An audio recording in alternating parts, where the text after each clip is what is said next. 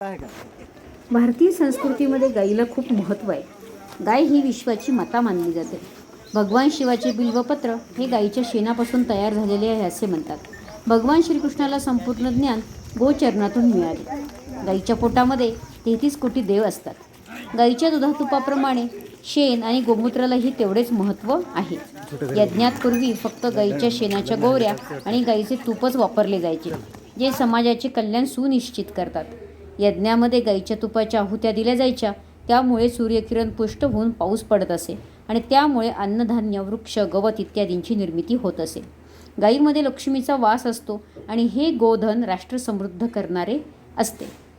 गाईचे दूध, दही, तूप, शेण आणि गोमूत्र या सर्वांचे विशिष्ट प्रमाणात मिश्रण केल्यास पंचगव्य बनत असते असे आयुर्वेदात सांगितलेले आहे आणि याचे सेवन केल्यास अनेक व्याधींचे निवारण होते.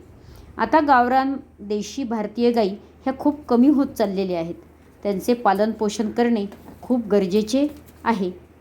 पर्यावरणाच्या दृष्टीने खूप महत्त्वाचे आहे.